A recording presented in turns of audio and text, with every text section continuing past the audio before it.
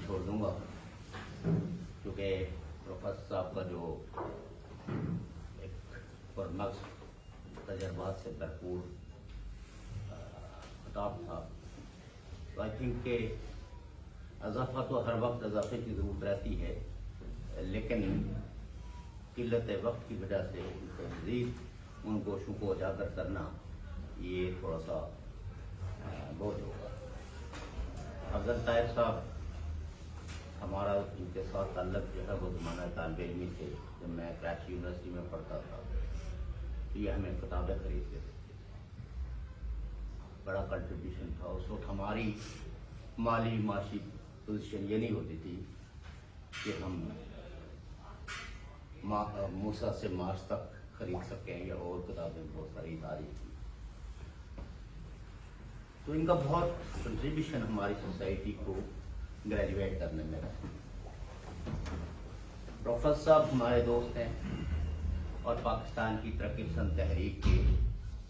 ایک نمایاں مقتدر رہنما ہیں۔ ہمارے جو شاگرد ان کے پاس کی بدقسمتی ہماری سمجھیے یا ہماری دھرتی کی کہ ان میں سے کوئی بھی ان کو اس طرح فالو نہیں کر سکا، بلکہ جن کو انہوں نے ڈگریاں دینے میں بھی اور تھیسس لکھنے بھی مدد دی، وہ واپس جا کے ہمارے لیے مسلم کانفرنس سے زیادہ کوئی مختلف ثابت نہیں ہوئی، بلکہ دوسرے عتیق بن گئے۔ یہ ہمارا دوبارہ عتیق نہیں، وہ اقتدار کئیوں بنا۔ تو آج کا چونکہ موضوع بہت وسیع بھی ہے اور اس موضوع پہ گفتگو جاری رہنی چاہیے۔ کیوں جاری رہنی چاہیے؟ کہ امن کو جب تک آپ سمجھیں گے نہیں تو آپ کا ایک ایسا رویہ بنے گا، کیونکہ ہم اتھارٹیرین رولز کے اندر رہے ہیں تو ہمارے رویوں میں بھی ایک قطعیت ہے۔ ہم ہمیشہ یہ کہتے ہیں کہ یہ کام نہیں ہوگا تو یہ کام نہیں ہو سکتا، جیسے کہتے ہیں کہ مسئلہ کشمیر حل نہیں ہوگا تو امن نہیں بحال ہو سکتا، لیکن مسئلہ کشمیر جو ہے وہ امن کی کس شک کے ساتھ جڑا ہوا ہے اور یہ مسئلہ پیدا کس نے کیا ہے؟ ہندوستان اور پاکستان کے کردار کو بھی ہم نے اپنے عقیدوں کے تابع سمجھنے کی کوشش کی ہے۔ ہم نے ہندوستان کو پاکستان کے حکمرانوں کے نقطہ نظر سے سمجھنے کی کوشش کی ہے، لہذا آج تک ہم اسی سیر میں مبتلا ہیں۔ اور ہندوستان کی وہ خوبیاں کہ ایک ہی دن میں بننے والے ملک آج ایک تیسری بڑی طاقت بن گیا ہے معاشی طور پر، یا پانچویں پہ تو سب کا اتفاق ہے، لیکن کچھ جو ماہرین معیشت ہیں وہ کہتے ہیں کہ اگلے 2 سالوں کے اندر وہ تیسری بڑی معیشت ہوگی۔ اور ایک ایسا ملک جس نے جمہوریت کا رشتہ بھی نہیں ٹوٹنے دیا، اور بڑے بڑے جو بحران تھے، چاہے وہ ٹریڈ یونین کے بحران ہوں، چاہے وہ پولیٹیکل پارٹیز کے بحران ہوں، چاہے کمپوزٹ کلچر کے بحران ہوں، ان بحرانوں کو بھی اجازت دی کہ وہ بحران پیدا ہوں اور پھر پولیٹیکل فورسز اور اسٹیٹ انسٹیٹیوشن کو حل کرنے میں ان کی مدد کریں۔ کئی ایک ملک ہیں جس میں آپ کو احتجاج کا حق نہیں ہے، آپ کو بولنے کا حق نہیں ہے، آپ کو اپنے خیال رکھنے کا حق نہیں ہے، آپ کو مکالمہ کرنے کا حق نہیں ہے۔ معیشتیں ان کی بھی بہت آگے ہیں، لیکن کچھ لوگوں کو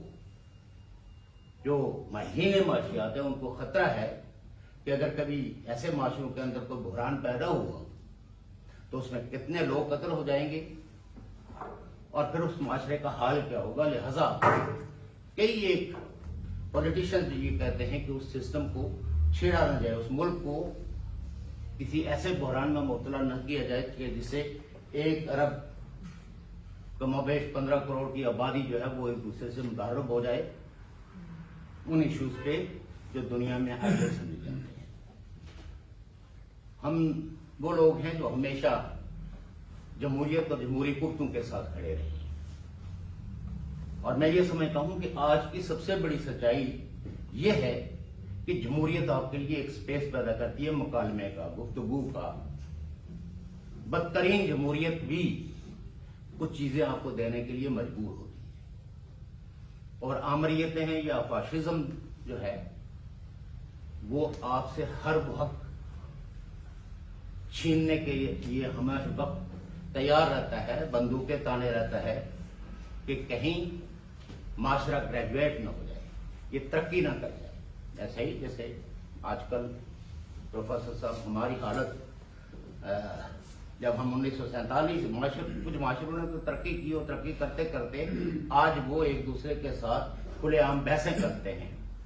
वजूद और अदम वजूद पे बहसें करते हैं, रियासत और रियासत के ताल्लुक को रीडिफाइन करने की बातें करते हैं। लेकिन हम आज बंदूक बरदारों के साए में सांस ले रहे हैं, जहां हमारी खुशियां जो है वो डिफाइन करते हैं कि हमने शादी में कितने लोगों को बुलाना है, हमने उस शादी में क्या खाना देना है। हम खाना भी अपने मेहमानों को अपनी मर्जी से नहीं दे सकते, आप तो कम से कम ये कुछ तो कर सकते हैं। आज हम अपना उस मरने वाले भाई का जनाजा कैसे पढ़ेंगे, उसको कब लहर तक ले कैसे जाएंगे, ये भी आपके लश्कर तैयबा के बंदूक बरदार वहां लोगों लिए तैयार वो तय करते हैं कि आपने बंदे को दफन कैसे करना है। आपके बहन भाई ने ऐसे ऐसे सोकॉल्ड लीडर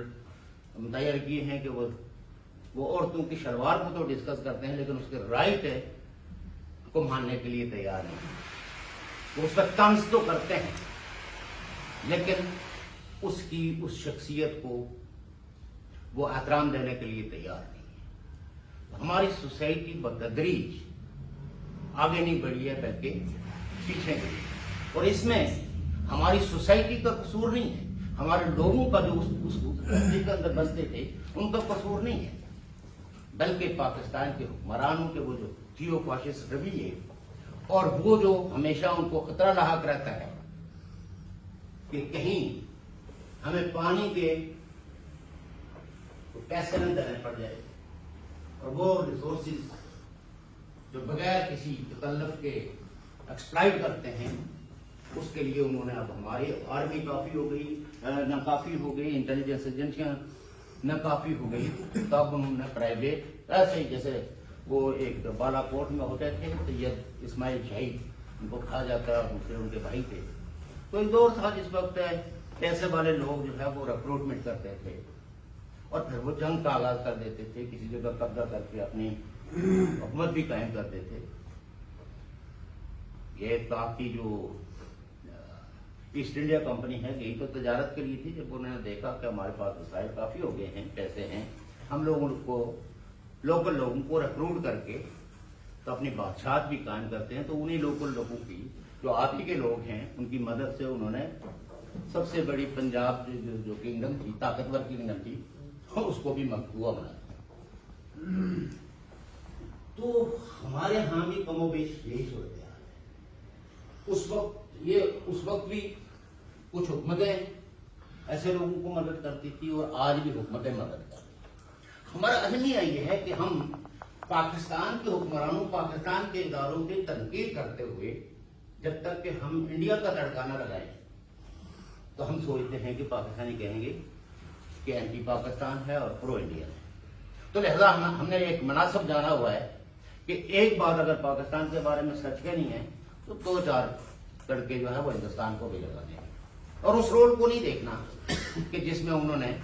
बस सर्विस का आगाज किया, कंट्रोल लाइन को इररेलेवेंट तो नहीं बना सके, लेकिन 5 पॉइंट्स ऐसे रखे कि डिवाइडेड फैमिलीज को, हमने वो सब कुछ सबोटाज कर दिया। उस सारे प्रोसेस को जब मनमोहन सिंह आए तो उनसे किसी सहाफी ने पूछा कि आप तो कहते हैं कि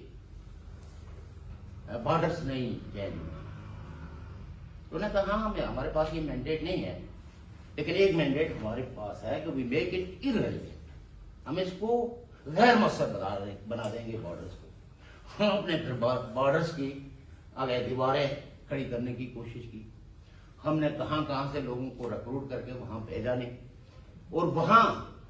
जो तारीख की सबसे तरक्की पसंद इलाका था, जिसको बादशाह खान कहते थे कि मेरा दूसरा घर है, ये वहां की तरक्की पसंद को तूने वो स्पेस क्रिएट किया हुआ था कि दुनिया भर के और खास करके बर्रे-सगीर के सारे तरक्की पसंद, चाहे वो फैज अहमद फैज हो, बादशाह खान हो, अब्दुल समद अचकज़ई हो, ہم نے اس شخص کو جس نے یہ اسپیس بنایا تھا، جس نے یہ لیڈرشپ مہیا کی تھی، جس نے اس وقت یہ کہا کہ عورت اور مرد میں کوئی امتیاز، جینڈر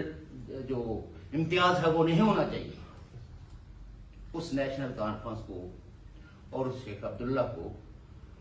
ہم نے ٹکڑے ٹکڑے کرنے کے لیے لاکھوں اربوں تو خرچ کر دیے، لیکن پاکستان کے غریب لوگوں کو روٹی دینے کے لیے ہم تیار ہیں۔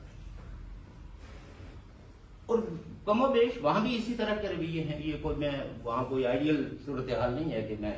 لیکن ہم یہ کہتے ہیں کہ جب ہم یہ کہتے ہیں جس ایڈمنسٹریشن کے اندر ہم رہتے ہیں اس کی رانگ ڈوئنگ پر ہم اگر جرات اور بے باکی سے جو امن کو تہو بالا کرتے ہیں، جو امن کی بات کرنے والوں کو امریکہ کا ایجنٹ، برطانیہ کا ایجنٹ اور پتہ نہیں کس کس کا ایجنٹ کہتے ہیں، ان کو ہم انڈیا پہ تنقید کر کے وہ سپیس نہیں دینا چاہیے۔ آزاد کشمیر والوں کو خود مختار کشمیر کے نعرے کے پیچھے چھپ کے پاکستان کی اسٹیبلشمنٹ کے مفادات کی تکمیل کرنے کے بجائے ان کو پاکستانی اسٹیبلشمنٹ سے مانگنا چاہیے کہ یہ ہمارا حق ہے، یہ ہماری تاریخ ہے، یہ ہماری پرمپرا ہے۔ بدقسمتی سے یہ نعرہ بھی مہاراجا نے تو کنسپٹ کیا تھا نا انڈیپینڈنس کا، لیکن بعد والوں نے کیا کیا؟ بعد والوں نے تو پتھر ڈھونا شروع کر دیے پاکستان کے۔ خود مختار کشمیر کے نام پہ جو کچھ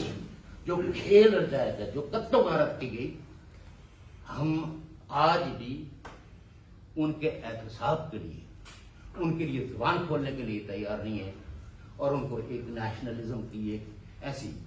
ارسپیکٹو، ہم بطور نیشنلسٹ، بطور ترقی پسند انسان، ہم ریاست جموں کشمیر کے اندر بسنے والے تمام لوگوں کو، چاہے ان کا پولیٹیکل عقیدہ کیا ہے، چاہے ان کا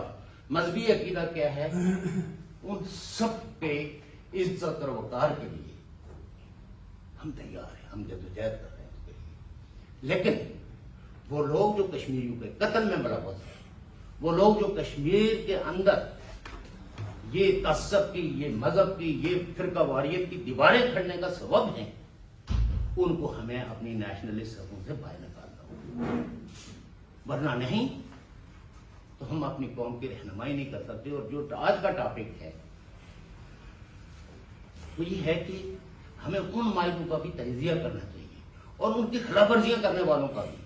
ہمیں معاہدہ تاشکند کو بھی پڑھنا چاہیے، ہمیں شملہ معاہدہ کو بھی دیکھنا چاہیے، اور جو ٹریک 1، ٹریک 2، ٹریک 3 پہ جو ڈپلومیسی ہوتی رہی ہے، تو ان سب چیزوں کو دیکھتے ہوئے یہ ہمیں دیکھنا ہوگا کہ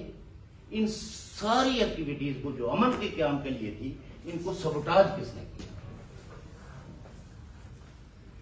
میں چونکہ پروفیسر صاحب کی کسی بات کو دہرا کے آپ کی مزید نہیں وہ کروں گا، لیکن بات یہ ہے کہ ہماری کشمیر ایشو کے حوالے سے پالیسی جو ہے وہ پراگمیٹک ہونی چاہیے، ایسی پراگمیٹک کہ جس سے ہم اپنی قوم کو کوئی چھوٹی موٹی اس کو خوشی دے سکیں۔ جن شکنجوں میں ہم جکڑے ہوئے ہیں، اور جس تقسیم اور در تقسیم کی میں ہمیں الجھا کے رکھا ہوا ہے، وہاں سے تو ہمارا سب کچھ چھینا جا رہا ہے۔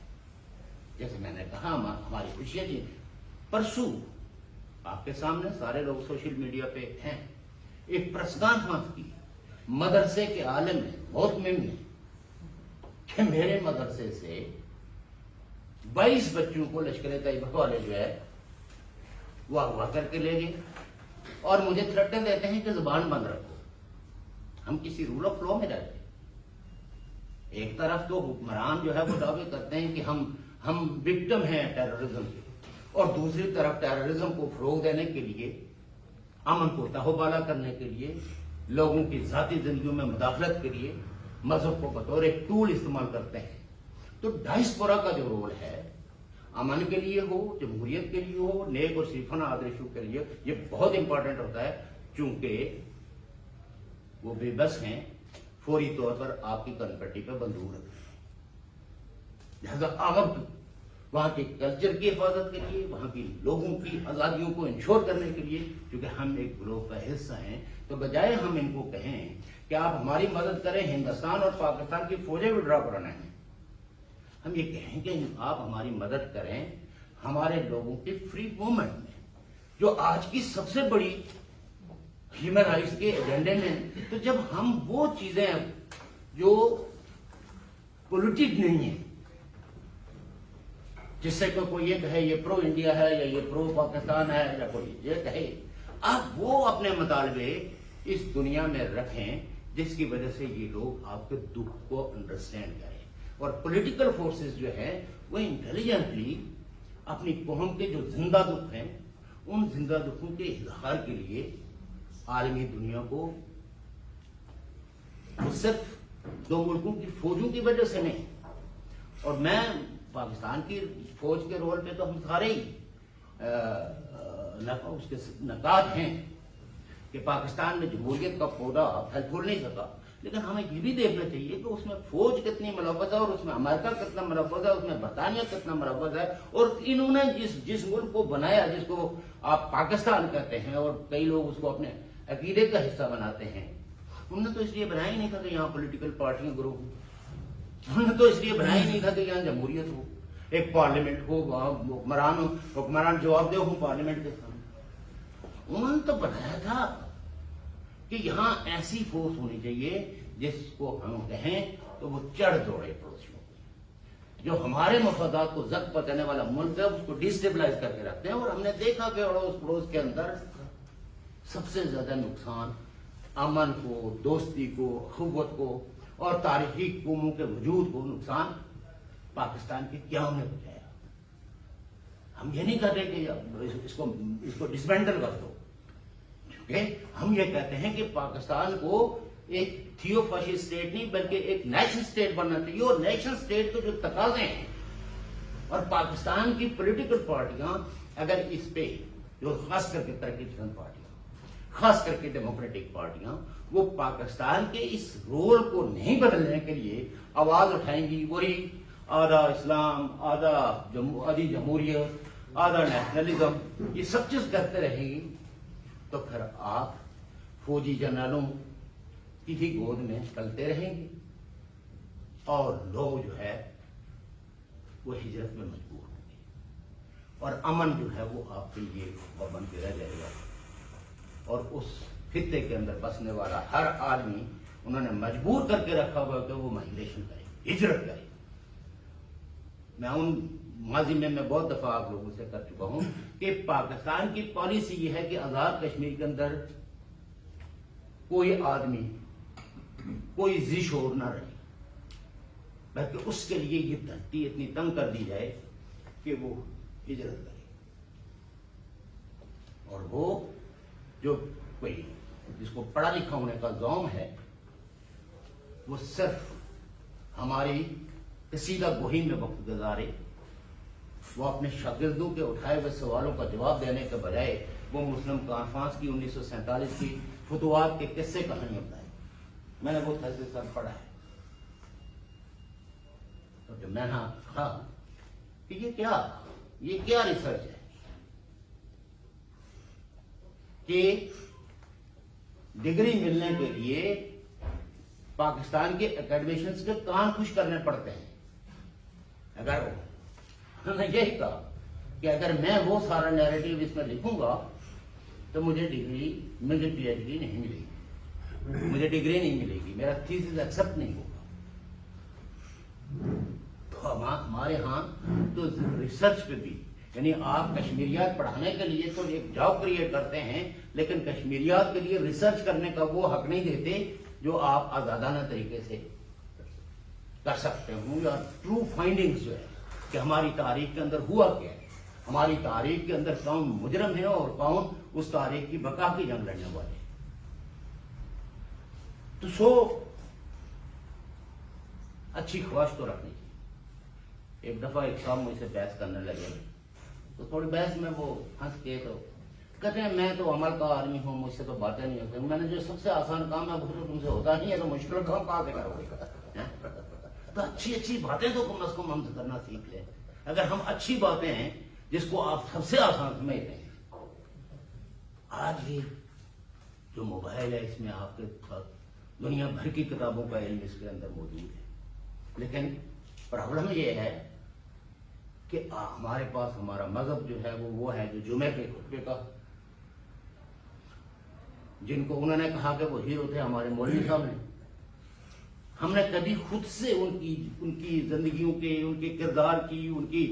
اپنے ہم اثر لوگوں کے ساتھ حسن سلوک کی کوئی ہسٹری نہیں پڑھی. مولوی صاحب نے کہا فلاں آدمی بہت اچھا ہے، اسلام میں اس کی بڑی وہ ہے، ہم نے پھر بنا لیا اچھا ہی ہو. ہم نے کبھی ان جنگوں کا تجزیہ کرنے کی کوشش نہیں کی جس میں ہزاروں صحابہ قتل ہو گئے، ہزاروں لوگ سفر ہو گئے. کتنے لوگ ہیں جنہوں نے جنگ صفین پڑھی ہے، جنگ جمل پڑھی ہے. ہم جب دوسرے سے بات کرتے ہیں تو ہم کہتے ہیں کہ ہمارا دین تو امن کا دین ہے، لیکن دوسرے ہی ہمیں مولوی صاحب کی دی ہوئی وہ آئے جو جنگ و جدل کو دی. اب ہم اس کا بھی پس منظر سمجھنے کے لیے تیار نہیں ہے، یا ہمارے پاس اتنا وقت ہی نہیں ہے. تو سو دیٹ آج کا یہ ایک بہت لیٹ شروع ہوا. اور دوسری بات یہ ہے کہ جو ایریاز تھے جہاں سے لوگ یوز ٹو تھے، جیسے وہ دعوت ایک دوسرا ریسٹورینٹ تھا جس میں ہم کہیں پروگرام، تو لوگ آسانی کے ساتھ ان کو پتہ ہو رہا تھا. کئی لوگ تو وہاں سے یہاں پہنچے واپس، فاریاتی پہلے وہاں پہنچی، کیونکہ ان کے تحت و شعور میں تو دعوت وہی تھا کہ جس میں ہم پروگرام کرتے ہیں. ان کو کیا پتا کہ ہم نے ایک نیا دعوت ریسٹورینٹ بھی درخت کر لی ہے. تو ظاہر ہے کہ اس کو ہم اس طرح سیمینار کو وقت پہ شروع نہیں کر سکے، اور کسی ٹاپک کے ساتھ بھی انصاف ہم میں سے کوئی بھی نہیں کر سکا. جو کچھ پروفیسر صاحب نے کہا اسی کو پلے باندھیے، اس پہ سوچیے اور آپس میں بحث مباحثہ کیجیے. اور وہ دوست احباب جو نہیں آئے، نہیں پہنچ سکے، ان کی مجبوریوں کو سمجھتے ہوئے ان سے بھی ضرور تھوڑی بہت پوچھیے گا کہ کائنات کا یہ سفر کسی کے بیٹھ جانے سے یا کسی کے راستہ بھول جانے سے قافلے نہیں رک پاتے. اور وہ سینئر لوگ، چلو ہمارے عثمان جانی صاحب جو بہت لیڈر ہے وہ اس وقت یہاں موجود نہیں ہیں، لیکن وہ آپ کی گیدرنگ یا ورکرز کو ایکٹیویٹ کرنا، ان کو تھوڑا سا موٹیویٹ کرنا، تو ہمیں چیزوں کو غور کرنا چاہیے کہ ہمیں کتنے دوست احباب کو ہم ایک تو گروپوں میں دعوت نامہ چھوڑ دیتے ہیں، اور اگر اس گروپ میں 20 میلیں کسی نے ڈال دی، 20 چیزیں پیسٹ کر دی، تو شاید آپ کی دعوت نامہ جو ہے وہ پڑے ہی نہ. تو اس کے لیے ضروری ہوتا ہے کہ جب کوئی بھی پروگرام رکھیں تو اس میں فون کر کے اپنے دوست احباب کو، اپنے ورکرز کو، اپنے ساتھیوں کو انفارم کریں. محض وہ ہمارے ایک مولوی صاحب ہوتے تھے مولانا عبدالعزیز فراڈی صاحب، بڑے اس وقت کے دیوبند کے پڑے ہوئے تھے. تو ان کے پاس کچھ لوگ چلے گئے کہ بھئی ہمارا بچہ نہیں ہو رہا، تو کپل چلا گیا کہ ہمیں کوئی تعویذ ہو کچھ. تو وہ تعویذ لکھنے لگے، یا انہوں نے خود لوگوں کو سنایا. تو اتنے میں اور ایک آ جاتا، لوگ آ گئے تو وہ تعویذ دے کے بھول گئے کہ ان کو میں کچھ نصیحت بھی کروں. تو جب ان کو یاد آئی کہ بھائی ان کو تو صرف تعویذ پہ ہی ان کا ہی انتظار کریں گے، تو انہوں نے ان کو واپس بلایا بندہ بھیج کے نا. انہوں نے کہا تو خود بھی عمل کیجیے گا، صرف تعویذ پہ ہی نہیں کہ سال کے بعد واپس آ کے کہیں گے آپ کے تعویذ نے اثر نہیں کیا. تو تعویذ تو ہمارے حوصلے بڑھانے کے لیے ہوتے ہیں. کرنا ہم جو کچھ بھی ہے وہ ہم لوگوں نے کرنا ہے. ہم نے ہی اس مادی دنیا کے اندر اپنے مسئلے کو ڈیفائن کرنا ہے، اور اس کے لیے تائید و حمایت لینی ہے. ہم نے ہی امن کے لیے کوششیں کرنی ہیں. اگر حکمرانوں پہ چھوڑا تو انہوں نے بالکل پروفیسر صاحب نے درست فرمایا. وہ جو کہتے تھے کہ ہم گھاس کھا کے ایٹم بم بنائیں گے، اب کہتے ہیں ہم گھاس کھا کے ایٹم بم کی حفاظت کریں گے. پہلے اپنی حفاظت کے لیے، اب ایٹم بم کی حفاظت کے لیے پورے 22-23 کروڑ لوگوں کا گودا نچوڑا جا رہا ہے. تو تھینک یو ویری مچ.